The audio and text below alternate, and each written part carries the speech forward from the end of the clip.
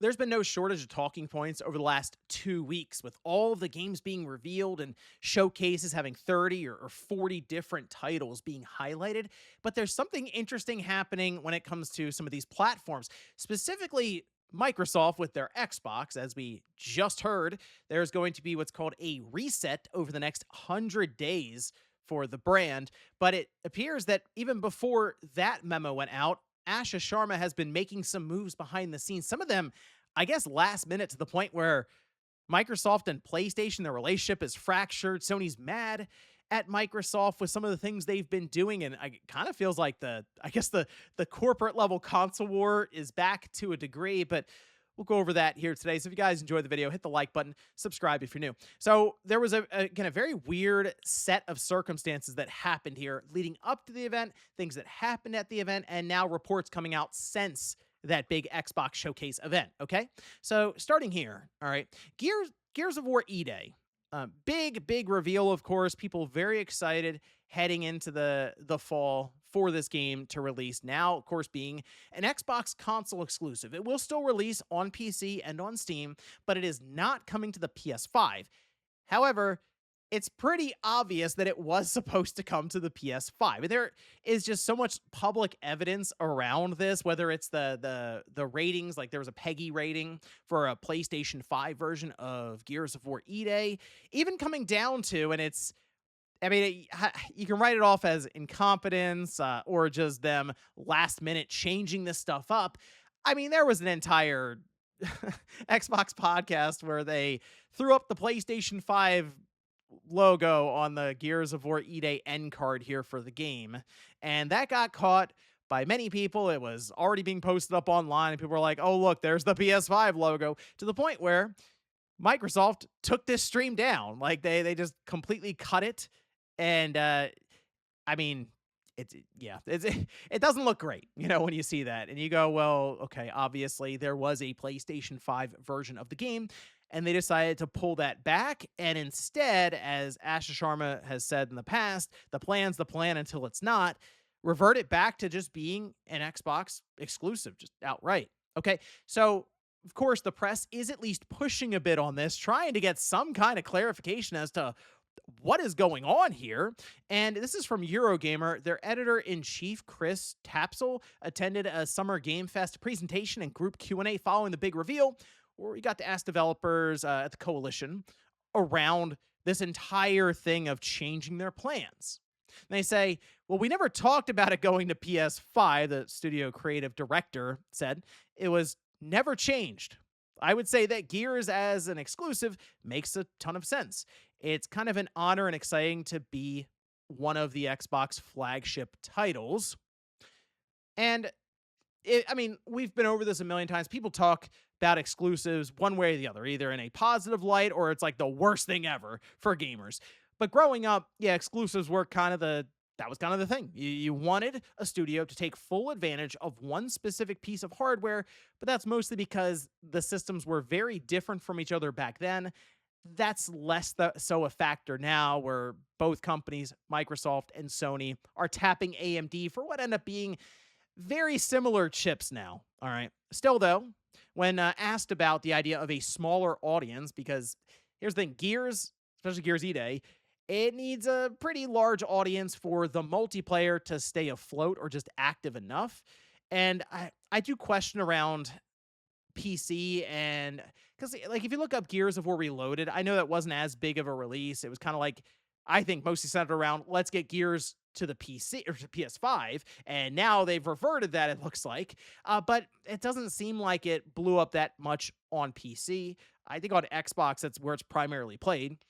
But they say, of course, it's awesome to have more people play our games, but for Xbox and PC, you've got what is out there, where we're not too concerned about the size of the audience. That's from the art director at Coalition. We've shipped to audiences smaller before, and there are great shooters on Xbox already. Again, the idea of exclusives, and it's tough right now because Microsoft has already said, hey, getting Xbox Series systems manufactured at a price or a cost basis that even makes sense right now is nearly impossible. I mean, just we've heard Ash Sharma in her memo, it's like 5 times as much to create the Xbox with some of these components than it was just last year. So that is problematic. And just based on pricing going up across the board for everyone, it kind of lines up. So that's sort of Microsoft's mentality. And if you look around in stores, you kind of see it. They're just not really shipping Xbox systems. So they're kind of tied to what's out there is out there. And unfortunately, that means that an Xbox exclusive isn't necessarily going to be able to shift units or hardware, I should say, like maybe it could have in a more friendly time for building hardware for manufacturers. All right. So with that said, Gears of War E-Day pulled back last minute.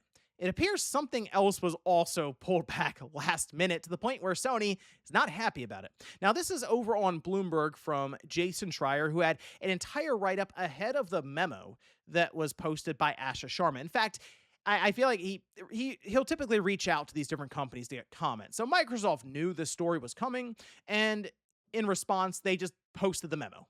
And like, hey, here's the deal. We're going to be upfront with you guys, even coming down to here's our accountability margin being 3%, which is alarming for how big Xbox is now, especially with all the studios. The cost is like through the roof just to run that platform, right? So with that said, Gears of War E-Day, as they say here, yeah, that was supposed to be on the PlayStation 5. There's a PlayStation 5 version of Gears of War E-Day game that was in development and had been planned for release until Sharma changed track, according to people familiar with Xbox strategy, to the point where retailers had been preparing to open pre-orders for the PlayStation 5 version. All right, and many Xbox employees were surprised by the announcement. But to go a bit further here, check this out. Sharma and her team also pulled a Halo trailer that was due to appear at a PlayStation event last week, potentially damaging the relationship between the two companies, according to people familiar with the change of plan. So Halo campaign evolved. It's like we've known about that going to the PS5 since the end of last year when they made that reveal, and it was a big deal then because it's like, oh wow, they really are putting Halo on PlayStation.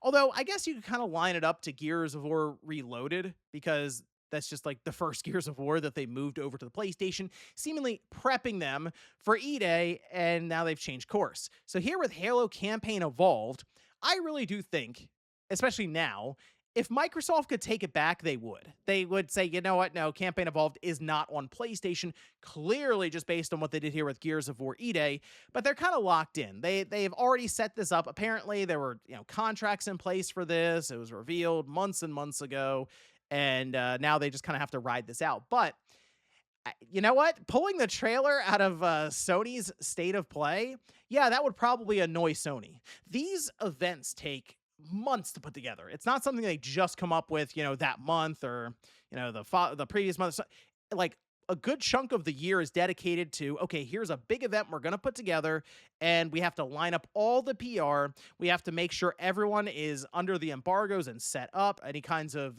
builds we have to have out there for previews. And there's a lot of work that goes into this, especially with some of the reveals that we had, pretty large ones with hundreds of millions of dollars worth of a budget.